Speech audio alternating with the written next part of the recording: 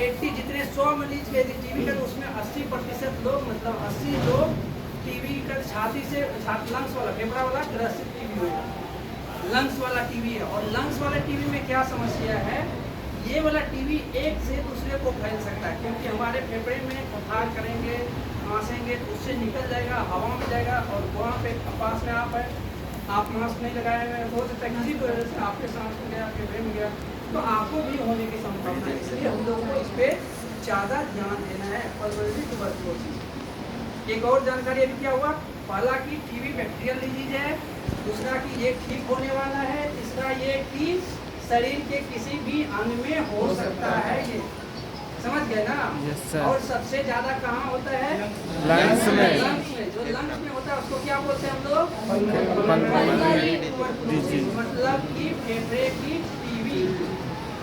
और ये वाला टीबी एक से दूसरे को भी हो सकता है। अब हम लोग बात करेंगे, यदि फेफड़े के टीबी है तो उसमें क्या क्या, कैसे पता चलेगा कि फेफड़े के टीबी है। आप लोग भी सुनेंगे, गांव घर में कोई लोग होंगे ऐसे वाले लोग, कुछ बात करेंगे तो आपको लगे तो हॉस्पिटल भेज दीजिएगा। फेफड़े के यदि किसी को टीबी है तो क्या क्या कैसे पता चलेगा, हम लोग उसको फेफड़े की टीबी हो सकता है, हम ये नहीं करें पक्का कि होगा ही, हो सकता है, संभावना है, या फिर लक्षण दिख रहा है तो उनको हम लोग आप भेजेंगे अपने खुशबू के हॉस्पिटल में, फतवा PHC भेज देंगे, बख्तियारपुर भेज देंगे, धन्यवाद सरकारी हॉस्पिटल, या फिर NMC कहीं भी भेज दीजिए। सरकारी हॉस्पिटल में टीबी का इलाज, जांच और दवाई भी दिया जाता है। तो क्या क्या लक्षण होगा कुछ पता है आपको, आप बताएंगे?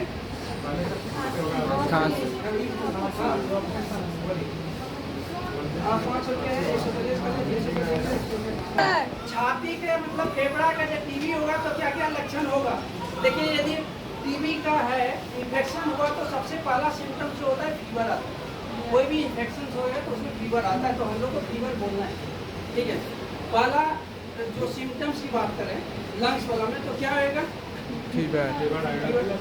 2 सप्ताह या उससे अधिक की खांसी है तो संभावना है कि इनको टीबी होगा, ये ध्यान देना है हमें।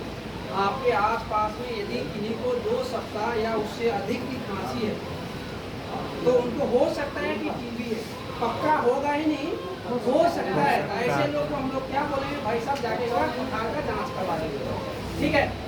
पहला सिम्टम्स ये कि 2 सप्ताह या उससे अधिक खांसी होएगा तो हो सकता है टीबी है। दूसरा क्या होएगा, कोई चेस्ट पेन भी बता रहे थे, यस सर, वो भी सिम्टम्स है। सिम्टम्स समझ रहे हैं सब लोग? यस सर, सिम्टम्स मतलब लक्षण। और एक साइन भी होता है, साइन एंड सिम्टम्स आपको पढ़ना होगा। आपको माइक्रो वाले पढ़ाएंगे, फिजियोलॉजी वाले पढ़ाएंगे, जो लाइफ साइंस पढ़ाते हैं वो पढ़ाएंगे। सिम्टम्स ये हुआ, और जो डॉक्टर के पास आए, डॉक्टर जो चेक करके देखे तो वो हुआ साइन, तो डॉक्टर बोले साइन एंड सिम्टम्स ये हम सिम्टम्स के देखो। दूसरा था क्या, चेस्ट पेन, और क्या होएगा,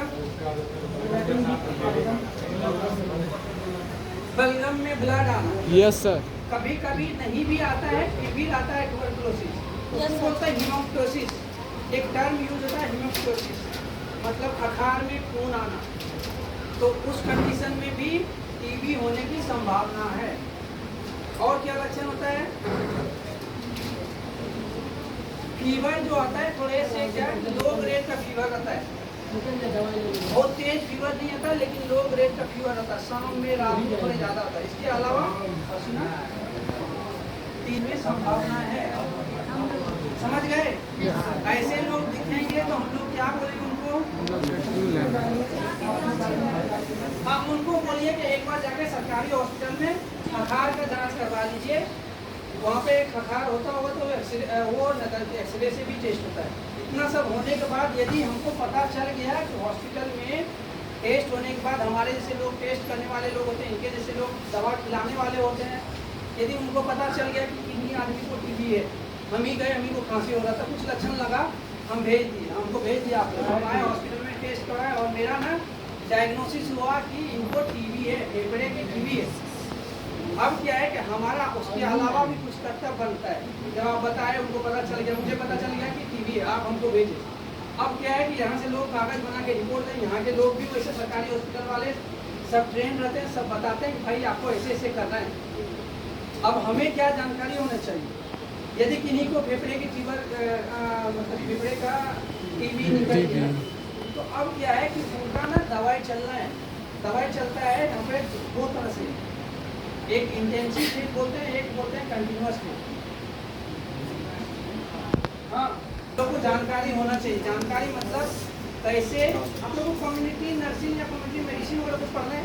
कम्युनिटी हेल्थ, कम्युनिटी मतलब क्या? समुदाय है। अब ये सब जो है ये समुदाय में फैलने वाला चीज, एक लोग को है तो हो सकता है दूसरे लोग को भी है, उसमें अभी आपको ये चीज का ध्यान देना है। अब मुझे भेजे आप लोग की टीबी हो गया, यहाँ से लोग रिपोर्ट कर दिए, अब फेफड़ा वाला टीबी है तो आप हमें बताएंगे, ये लोग बताएंगे, लेकिन आप भी बताइएगा क्योंकि आप ही हमको भेजे थे। तो आप हमें ये बताएंगे कि भाई साहब अब टीबी निकल गया तो घबराने की कोई बात नहीं है, ठीक होने वाला चीज है और ठीक हो जाएगा पक्का, ठीक है। उनको विश्वास नहीं होगा तैयो आप विश्वास दिला दीजिए ठीक हो जाएगा, पक्का ठीक हो जाए, ऐसे बोल देना। लेकिन ध्यान क्या देना, जैसे सरकारी हॉस्पिटल के लोग बोले हैं, डॉक्टर बोले हैं, वैसे आपको करना है। अब उसमें ना 6 महीना दवाई कम से कम चलता है, उसके अलावा ये 8 महीना और 9 महीना भी चलता है, ये डिपेंड करता है डॉक्टर पे, पेशेंट पे और उनका जो कंडीशन है उस पर। हम उनको बोलेंगे 6 से 8 महीना दवाई चलता है, दवाई रेगुलर खाना है और बीच में कुछ सावधानी ये देना है कि शुरुआत के 2 महीना जिसको बोलते हैं इंटेंसिव फेज, दवाई ना 2 चरण में चलता है, एक होता है आईपी, एक होता है सीपी। आईपी बोले तो इंटेंसिव फेज, सीपी बोले तो कंटिन्यूअस फेज। ये लोग समझ लें क्या? आईपी सीपी, आईपी पढ़ना होगा।